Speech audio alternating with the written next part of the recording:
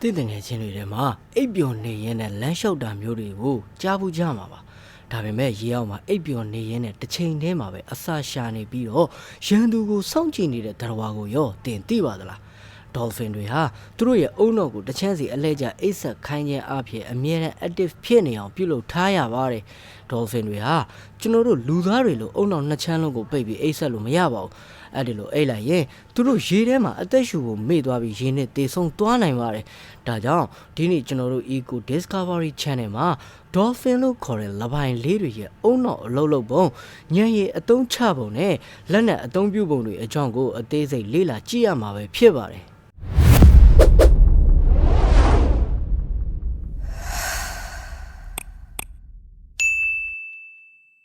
အားလုံးပဲမင်္ဂလာပါခင်ဗျာ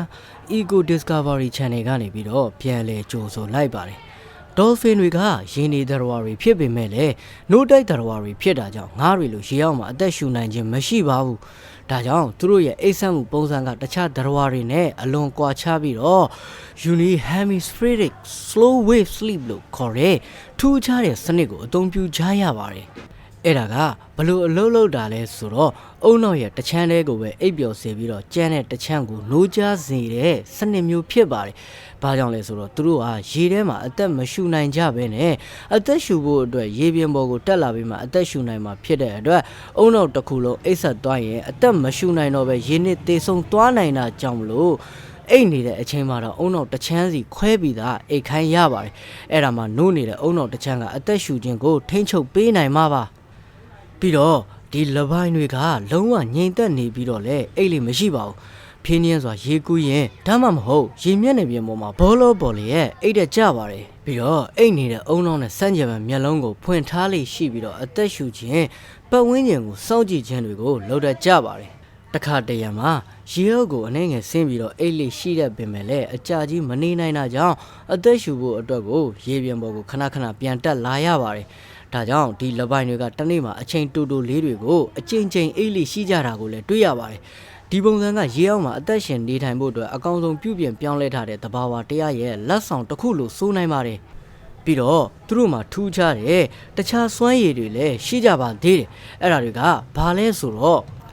Dolphin တွေဟာမျက်စိနဲ့မမြင်ရတဲ့ရေနံပိုင်းမှာတော့အတန်လိုင်းကိုအသုံးပြုပြီးတော့အရာဝတ္ထုတွေကိုမြင်နိုင်ကြပါတယ်သူတို့နှာခေါင်းအပေါ်ဘက်ကအစီးပုမဲလုံကနေပြီးတော့အတန်လိုင်းတွေကိုထုတ်လုပ်ပြီးအရှိကအရာဝတ္ထုတွေကိုတိုက်ခတ်ပြီးပြန်လာတဲ့ပဲ့တင်သံအယ်ခိုးတွေကိုနားထောင်ပြီးတော့အကွာအဝေးအရွယ်အစနဲ့ဘာအမျိုးအစားတွေလဲဆိုတာကိုပါသိရှိနိုင်ကြပါတယ်ပြီးတော့ Dolphin တွေရဲ့ဆိုနာစနစ်ကကမ္ဘာပေါ်မှာအဆင့်အမြင့်ဆုံးတဘာဝအလျောက်ပါရှိတဲ့ radar စနစ်တစ်ခုလို့ပြောလို့ရပါတယ်Dolphin တွေနေတဲ့ရေအောက်ကဘာမှာအလင်းရောင်မရှိတဲ့နေရာတွေဒါမှမဟုတ်ရေနောက်နေတဲ့နေရာတွေမှာမျက်စိနဲ့မြင်နိုင်စွမ်းမရှိတဲ့အတွက်အတန်လိုင်းကိုအသုံးပြုပြီးတော့မြင်ရတာဖြစ်ပါတယ်ဆိုတော့ Dolphin တွေရဲ့ခေါင်းပိုင်းမှာဒီစနစ်အတွက်အထူးဖွဲ့စည်းထားတဲ့အစိတ်အပိုင်းတွေပါရှိနေပါတယ်ဒီအစိတ်ပိုင်းတွေရဲ့အလုပ်လုပ်ဖို့ကိုအဆင့်၄ဆင့်နဲ့ရှင်းပြပေးပါမယ်နံပါတ်1အဆင့်အနေနဲ့ကတော့အတန်ထုတ်လို့ခြင်းစနစ်ဖြစ်ပါတယ်Dolphin တွေဟာသူတို့ရဲ့နှာခေါင်းပေါင်နားကလေးငယ်လေးတွေကိုအသုံးပြုပြီးတော့ click ဆိုတဲ့အတန်လေးတွေကိုတစ်စက္ကန့်ကိုအကျဉ်းရည်အမြောက်အများထုတ်လို့ကြပါတယ်ဒီအတန်တွေဟာအလွန်မြင့်မားတဲ့ကြိမ်နှုန်း ultrasonic တွေဖြစ်လို့ကျွန်တော်တို့လူတွေအနေနဲ့ကတော့ကြားနိုင်မှာမဟုတ်ပါဘူးနံပါတ်2အချက်ကတော့အတန်ကိုစူးစီးခြင်းဖြစ်ပါတယ်သူတို့ရဲ့နှက်ဖူးမှာပါရှိတဲ့မဲလွန်လို့ခေါ်တဲ့အစီအိတ်ကြီးကအဲ့ဒီအတန်လိုင်းတွေကိုစူးစီးပြီးတော့ရှေ့တဲတဲ့ကိုပြစ်လွတ်လိုက်တဲ့အတန်နဲ့ beam of sound အဖြစ်ပြောင်းလဲပေးပါတယ်ဒါဟာမိရင်တစ်လုံးကအလင်းရောင်ကိုစူးစီးပြီးတော့မိမောင်ထိုးပေးလိုက်တယ်လို့မျိုးအလုပ်လုပ်ပါတယ်နံပါတ်3အချက်အနေနဲ့ကတော့ပဲ့တင်တန်ကိုနားထောင်ခြင်းပါဒီအတန်လိုင်းတွေဟာရှေ့ကငါးကြောက်ဆောင်ဒါမှမဟုတ်တခြားအရာဝတ္ထုတွေကိုတွားတိုက်မိပြီးတော့အတန်လိုင်းအချို့က Dolphin တွေစီကိုပြန်လဲရောက်ရှိလာပါတယ်နံပါတ်4အချက်အနေနဲ့ကတော့အချက်လက်တွေကိုပုံဖော်ခြင်းဖြစ်ပါတယ်ပြန်ရောက်ရှိလာတဲ့ပဲ့တင်တန်အယ်ခိုးတွေကို Dolphin တွေရဲ့အောက်မေးယိုလိုဝါကြောကနေတဆင်အတွင်းနားစီကိုပို့ဆောင်ပေးပါတယ် Dolphin ရဲ့အုံနောက်ကအဲ့ဒီပဲ့တင်တန်တွေရဲ့အချိန်ပြန်လာတဲ့ပုံစံပြားတွေကိုတွက်ချက်ပြီးတော့အရာဝတ္ထုကဘလောက်ဝေးသလဲဘလောက်ကြီးမှလဲဘာအမျိုးအစားဖြစ်မလဲငါးလားကြောက်ဆိုင်လားပြီးတော့ဘယ်ဘက်ကိုရွေးနေတယ်လဲဆိုတာတွေကိုမျက်စိနဲ့မြင်နေရတယ်လို့အတိအကျသိရှိသွားတာဖြစ်ပါတယ် ဒါကြောင့် dolphin တွေရဲ့ sonar စနစ်ဟာဘယ်လောက်တောင်တိကျတယ်လဲဆိုရင်သူတို့ကရေထဲမှာရှိတဲ့ပင်လယ်ရင်မြက်ပင်နဲ့ plastic အိတ်အပိုင်းအစတွေကိုတော့ခွဲခြားသိမြင်နိုင်ကြပါတယ်။ဒါကြောင့်မလို့ပင်လယ်ထဲမှာအစာရှာရမှာသူတို့တွေအတွက်အလွန်လွယ်ကူပြီးတော့ထိရောက်ပါတယ်။ပြီးတော့ dolphin တွေမှာကိုယ်ပိုင်နာမည်တွေပါမှဲ့ထားတတ်ကြပါတယ်။ dolphin တွေကတကောင်လဲတကောင်အတန်လေးတွေနဲ့ခေါ်ဝေါ်ကြပါတယ်။ကျွန်တော်တို့လူတွေနာမည်ပေးထားသလိုပဲ dolphin တကောင်ချင်းစီမှာသူတို့ကိုကိုစားပြုတဲ့နာမည်လိုမျိုးကိုယ်ပိုင်အတန်တွေရှိပါတယ်။အုပ်စုတွေကတကောင်ကအဲ့ဒီအတန်ကိုអော်လိုက်ရင်ဘသူကိုခေါ်တယ်ဆိုတာကိုသိနိုင်ကြပါတယ်။ပြီးတော့ဒီတက်ဖို့ပြီးစိတ်ဝင်စားစရာကောင်းတာသူတို့ကတခြား dolphin တွေရဲ့နာမည်တွေကိုပါမှတ်မိနိုင်ကြပြီးတော့အဲ့ဒီအတန်တွေကိုအတူခိုးပြီးတော့လဲခေါ်တတ်ကြပါတယ်။နောက်တစ်ချက်အနေနဲ့ကတော့ dolphin တွေမှာလူမှုရေးအသိဉာဏ်လို့ခေါ်တဲ့ social intelligence လည်းရှိနေပါတယ်။သူတို့ဟာတိရစ္ဆာန်လောကမှာအသိဉာဏ်အမြင့်ဆုံးသတ္တဝါတွေထဲကတစ်မျိုးအပါဝင်ဖြစ်ပါတယ်။ငါးတွေကိုဝိုင်းပတ်ဖမ်းဖို့ရေမြုပ်တွေနဲ့ပိုက်ကုံလို့ပုံစံမျိုးဖန်တီးတာဒါမှမဟုတ်တဲပြင်ကိုရိုက်ခတ်ပြီးတော့ငါးတွေကိုထွက်လာအောင်လုပ်တာမျိုးတွေကိုလည်းလုပ်တတ်ကြပါတယ်။ပြီးတော့သူတို့ကအစာရှာယုံနေမှာကပဲပျော်ရွှင်ဖို့အတွက်လည်းကစားတတ်ကြပါတယ်။ရေထဲမှာလေပူပေါင်းလေးတွေနဲ့ကစားတာတကောင်နဲ့တကောင်နောက်ပြောင်တာတွေကိုလည်းလုပ်လို့ရှိကြပါတယ်။အဲ့ဒီအရာအလုံးထက်ပိုပြီးစိတ်ဝင်စားစရာကောင်းတဲ့အရာကတော့လက်ပိုင်းတွေမှာမူးယစ်ဆေးလိုမျိုးဟိုက်စေမဲ့အရာရှိနေတာပါ။ပြီးတော့သူတို့တွေကလည်းအဲ့ဒါကိုဘယ်လိုသုံးရမလဲဆိုတာပါသိနေကြတာပါပဲ။သူတို့ဘယ်လိုမျိုးဟိုက်ကြလဲဆိုတာကတော့ပင်လယ်ထဲမှာရှိတဲ့ blowfish လို့ခေါ်ရဲငါးစီကနေပြီးတော့သူတို့ကကုန်ချမ်းရယူပါတယ် blowfish တွေကအန်ဒီရရှိတဲ့အခါမှာ tetrodotoxin လို့ခေါ်ရဲအဆိပ်ကိုထုတ်လုပ်တတ်ကြပါတယ် dolphin တွေကဒီငါးကိုပြင်းပြင်းထန်ထန်မကိုက်ဖဲနဲ့အသားလေးကိုက်ခဲပြီးတော့ပါးစပ်နဲ့တကောင်နဲ့တကောင်ပေးကစားကြပါတယ်အဲ့ဒီအချိန်မှာထွက်လာတဲ့အဆိပ်အနှဲငယ်ကသူတို့ကိုထုံကျင်ဖြစ်စေတာမျိုးဒါမှမဟုတ်အနှဲငယ်စိတ်လှုပ်ရှားမှုဖြစ်စေနိုင်ပါတယ်အဲ့လိုမျိုးလုပ်ပြီးတော့သူတို့က hide ကြတာပါဒါပေမဲ့လည်းဒါကို dolphin တွေကမူးယစ်စေသုံးတာမျိုးထက်သူတို့ကလူမှုဆက်ဆံရေးကစားနည်းတစ်ခုအနေနဲ့ပဲသဘောထားလေးရှိကြပါတယ်ပြီးတော့ dolphin တွေမှာရှိတဲ့အထူးစွမ်းရည်တွေကနောက်တစ်ချက်ကတော့သူတို့ရဲ့စေကူတတ်မှုအပြုတ်အမူပဲဖြစ်ပါတယ်မကြသေးမီကမှလေးလာတွေးရှိချက်တွေအရ dolphin တွေကတန်တာကြောက်တန်းပေါ်မှာရှိတဲ့အချို့သောရေမော်ပင်တွေရင်ကြီးတွေကိုပုတ်တိုက်ကြလိရှိပါတယ်ဒီအပင်တွေမှာအရေပြားယောဂတွေကိုပျောက်ကင်းစေနိုင်တဲ့ antibacterial property ဓာတ်တွေပါဝင်နေတာကိုသူတို့ကသိရှိထားပုံရပါတယ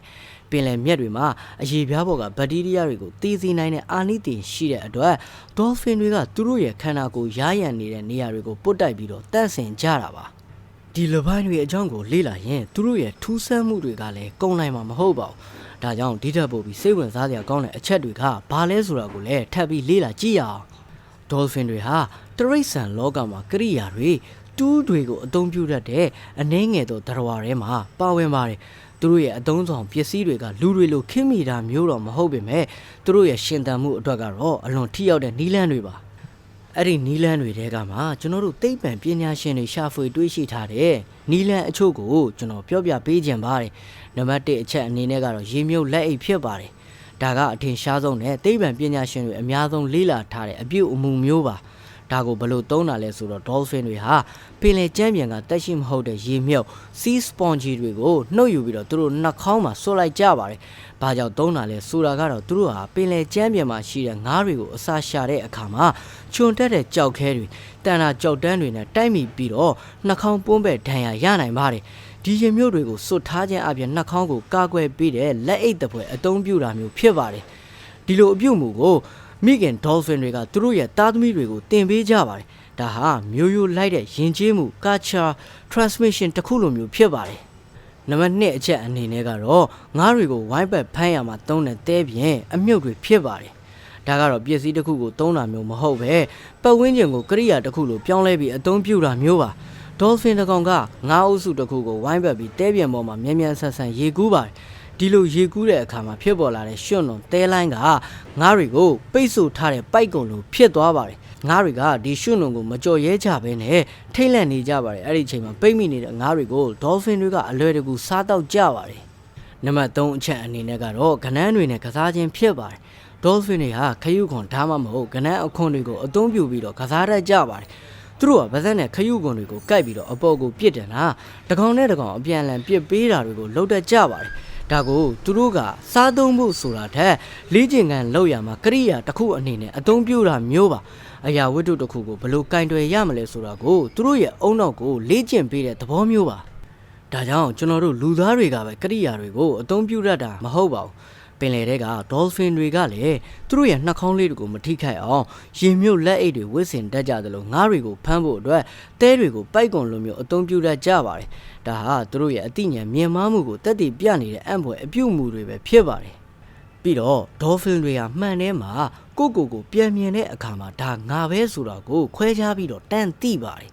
တခြားတရိษံအများစုကမှန်ထဲမှာကိုပြန်မြင်ရင်တခြားတရဝတကောင်လို့ထင်ပြီးတိုက်ခိုက်တာမျိုးလုပ်တတ်ကြပါတယ်ဒါပေမဲ့ဒေါ်ဖင်တွေကတော့မှန်တဲ့ကပုံကိုကြည့်ပြီးခန္ဓာကိုယ်အပေါ်ကအမတ်အသားတွေကိုစစ်ဆေးတာပုံစံအမျိုးမျိုးနဲ့ကိုပြန်ကြည့်တာမျိုးတွေကိုလုပ်နိုင်ကြပါတယ်ဒါဟာသူတို့မှာကိုယ်ပိုင်စိတ်ကူးဉာဏ်ရှိတယ်ဆိုတဲ့အဓိကသက်သေတစ်ခုပါပဲ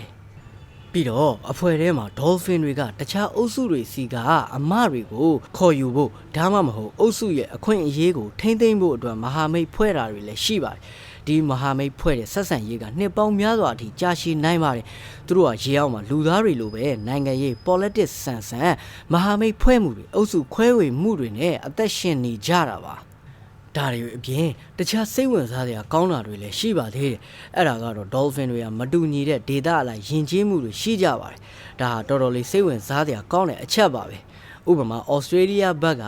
dolphin တွေကရေမြုပ်လက်အိတ်ကိုတုံးတက်ကြပေမဲ့တခြားဒေတာက dolphin တွေကအဲ့ဒီနီလန်းကိုမသိကြပါဘူးဒါပေမဲ့အဲ့ဒီဒေတာက dolphin တွေမှာတော့ငါးဖက်နဲ့တခြားထူးခြားတဲ့နီလန်းတွေရှိနေကြပြန်ပါတယ်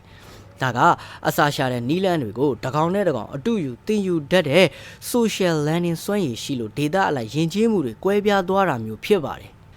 ဒါရင်မကသေးပါဘူးလူသားတွေက dolphin တွေကိုစစ်ထိုက်ဖို့အတွက်အသုံးပြုခဲ့တဲ့သမိုင်းကြောင်းတွေလည်းရှိနေပါသေးတယ်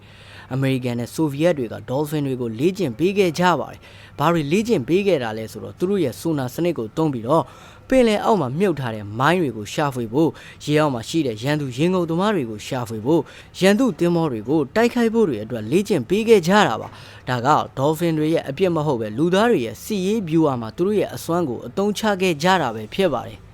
ဆိုတော့ကဒီအချက်အလက်တွေက dolphin တွေကသူတို့ရဲ့ရှင်သန်မှုအတွက်အလွန်ရက်ဆက်နိုင်တယ်လို့လူသားတွေရဲ့အသုံးချမှုကိုလည်းခံခဲ့ရတဲ့သတ္တဝါတွေဖြစ်ကြောင်းကိုပြသနေပါတယ်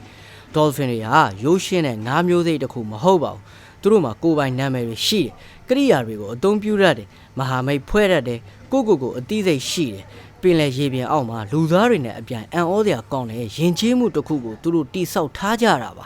တဘာဝတရားရဲ့ဒီလိုအံ့ဖွယ်တရားလေးတွေကိုကျွန်တော်တို့ပို့ပြီးထိမ့်သိမ်းဆောက်ရှောက်ဖို့လဲလိုအပ်ပါတယ်ဒေါ်ဖင်တွေရဲ့အံ့ဩဖွယ်ဟာဆိုနာစနစ်နဲ့သူတို့ရဲ့လျှက်ဝက်စမ်းကြဲတဲ့လူမှုရေးဖွဲ့စည်းပုံတွေဟာတဘာဝတရားကြီးကဖန်တီးပေးထားတဲ့အလှပဆုံးနဲ့အံ့ဩစရာအကောင်ဆုံးလက်ရာတွေပဲဖြစ်ပါတယ်ပင်လယ်ရေပြင်အောက်မှာကျွန်တော်တို့မသိသေးတဲ့အရာတွေမမြင်ရသေးတဲ့ဇလန်းတွေအများကြီးရှိနေပါသေးတယ်ဒီတရားလေးတွေဟာသူတို့ရဲ့ရှင်သန်မှုအတွက်ဉာဏ်ပညာကိုစနစ်တကျအသုံးပြုနေကြသလိုကျွန်တော်တို့လူသားတွေအတွက်ကလည်းသင်ခန်းစာတွေပေးနေပါတယ်ဒါကြောင့်ကျွန်တော်တို့လူသားတွေအနေနဲ့ကလည်းဒီလိုဉာဏ်ရည်မြင်မာတဲ့တရားလေးတွေကိုထိမ့်သိမ်းဆောက်ရှောက်ဖို့အတွက်ကျွန်တော်တို့မှာတာဝန်အပြည့်အဝရှိပါတယ်ဒီတရားမျိုးစိတ်တွေကပင်လယ်ထဲမှာပဲရှိတာမဟုတ်ဘဲနဲ့ကျွန်တော်တို့ရဲ့မိခင်ဖြစ်တဲ့အေယာဝတီမြစ်ကြီးထဲမှာလည်းဒီတရားလေးတွေဟာရှင်သန်နေကြပါတယ်ဒါပေမဲ့ကျွန်တော်တို့မြန်မာနိုင်ငံရဲ့လိုအပ်ချက်တွေကြောင့်ဒီတရားလေးတွေကမျိုးတုံးမဲ့အန်ဒီယေကိုရင်ဆိုင်နေကြရပါတယ်ဒါကြောင့်မလို့အေယာဝတီမြစ်အတွင်းမှာရှိတဲ့ဒီတရားလေးတွေကိုကျွန်တော်တို့ကနေပြီးတော့ထိမ့်သိမ်းဆောက်ရှောက်ပေးဖို့ကိုအထူးလိုအပ်နေပါတယ်အဲ့တော့ဒီဗီဒီယိုလေးတွေကနေပြီးတော့တခုခုဘ ഹു တုဒရသွားတယ်ဆိုရင်ကျွန်တော်တို့ရဲ့ channel လေးကို subscribe လုပ်ပြီးတော့နောက်လာမယ့်ရေရောက်ကဘာရဲ့လျှို့ဝှက်ချက်တွေကိုကျွန်တော်တို့ Eco Discovery channel နဲ့အတူတူဆက်လက်ရှာဖွေဖို့ကိုလည်းဖိတ်ခေါ်လိုက်ပါတယ်ဒီအကြောင်းအရာတွေထဲမှာတင့်အတွက်ဘယ်အရာကအံ့ဩစရာအကောင်းဆုံးဖြစ်လဲဆိုတာကို comment မှာရေးသွားပေးပါဦးကျွန်တော်ကတော့ Eco Discovery Channel ရဲ့ပင်တိုင်းတင်ဆက်သူ MKD ပဲဖြစ်ပါတယ်အဆုံးထိကြည့်ရှုပေးတဲ့တဦးချင်းစီတိုင်းကိုလည်းအထူးကျေးဇူးတင်ပါတယ်နောက်ဗီဒီယိုမှာပြန်ဆုံကြမယ်ဗျာ